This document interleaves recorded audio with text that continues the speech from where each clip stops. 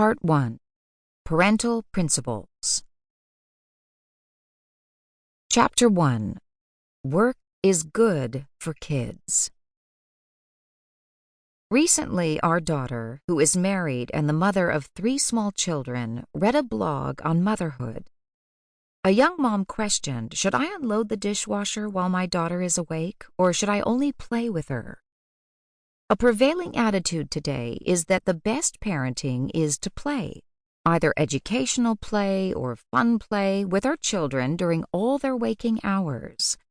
To require children to work at a young age would be cruel, the epitome of child labor.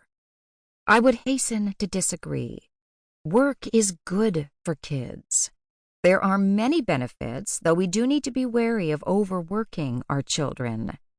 When children are included in the family's work, they are included in the activities of the family. They have a sense of being needed and valued, which makes them feel worthwhile and happy. Additionally, work teaches life skills. Children learn obedience and self-discipline. Young children see work as fun.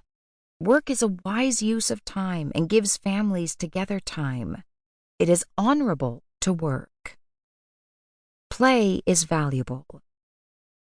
Play is the work of the child, said Maria Montessori, founder of a philosophy of education taught in the schools named after her.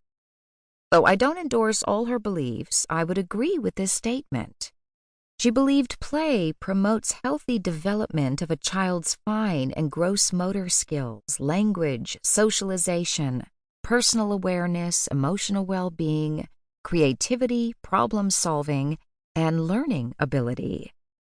Play comes naturally to children. They learn about their environment and about themselves through play. In the sandbox, Abigail pats mud into pies, while Jameson uses his bulldozer to build roads around a lake.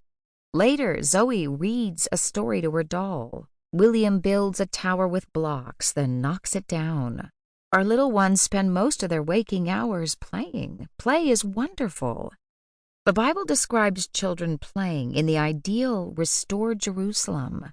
Zechariah chapter 8 verse 5 says, "And the streets of the city shall be full of boys and girls playing in the streets thereof." In 1 Corinthians chapter 13 verse 11, Paul says that when he was a child, he spoke, understood, and thought as a child. But when he became a man, he put away childish things.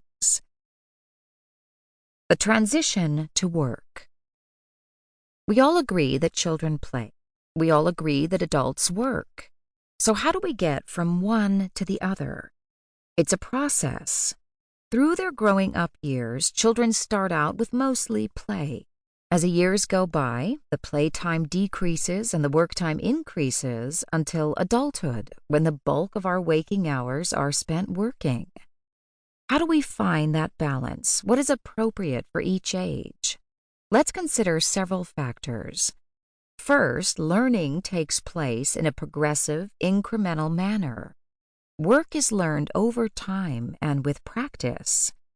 If we parents do all the work around the house and require none from our children, and if the only work they do is at school, there will be 2 results.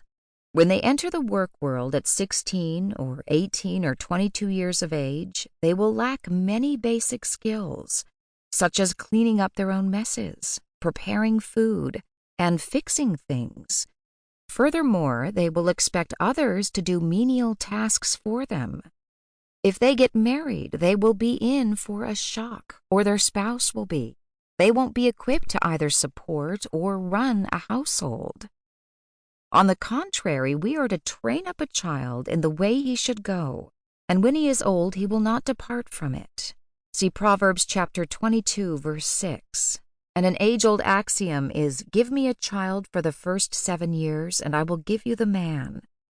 The most important learning takes place in those early years. Foundational skills like communicating and interacting with others, personal hygiene, manners, and basic physics of how things work together are learned.